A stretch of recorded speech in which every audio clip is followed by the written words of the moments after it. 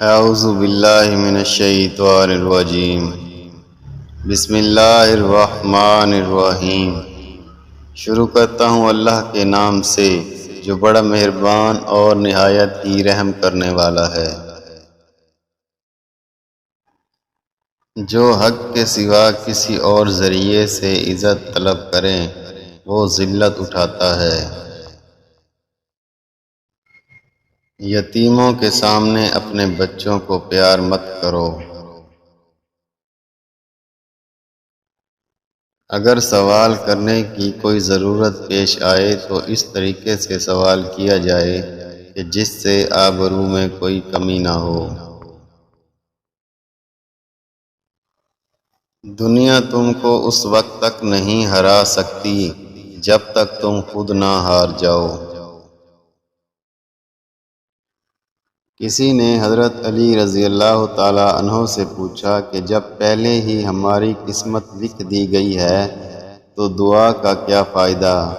آپ نے فرمایا ہو سکتا ہے قسمت میں لکھا ہو مانگنے پر ملے گا۔ خالق سے مانگنا سنت ہے، اگر دے دے تو رحمت نہ دے تو حکمت۔ مخلوق سے مانگنا ذلت ہے، اگر دے دے تو احسان نہ دے تو شرمندگی۔ مشکلات ہمیشہ بہترین لوگوں کے حصے میں آتی ہیں کیونکہ وہ اس کو بہترین طریقے سے سر انجام دینے کی صلاحیت رکھتے ہیں۔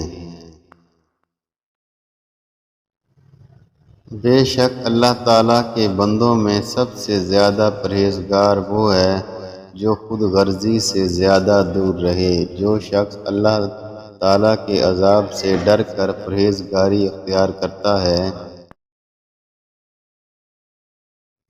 اللہ تعالیٰ اسے بلاؤں سے بچاتا ہے۔ متقی اور پرہیزگاروں میں 3 اوصاف ہوتے ہیں۔ نمبر 1 نیک کاموں کی ہدایت، نمبر 2 فساد سے پرہیز اور نمبر 3 آخرت کی اصلاح اور درستگی کی فکر و حرص۔ دنیا کا امیر ترین شخص وہ ہے جس کے دوست مخلص ہوں۔ سچے دوست خوشیوں میں زینت اور برے وقت میں سہارا ہوتے ہیں۔ ہمیشہ سمجھوتا کرنا سیکھو کیونکہ تھوڑا سا جھکنا کسی رشتے کو ہمیشہ کے لیے توڑنے سے محفوظ رکھتا ہے۔ ایمان اور حیا دونوں ایسے پرندے ہیں، اگر ان میں سے ایک اڑ جائے تو دوسرا خود ہی اڑ جاتا ہے۔ صبر کا مقام ایسا ہے جیسا کہ بدن میں سر کا مقام ہے۔ حضرت علی رضی اللہ تعالی عنہ سے کسی نے پوچھا اگر کوئی اپنا ہمیں بھول جائے تو کیا کیا جائے؟ حضرت علی رضی اللہ تعالی عنہ نے فرمایا کوئی اپنا ہو تو وہ کبھی نہیں بھولتا اور جو بھول جائے وہ اپنا نہیں ہوتا۔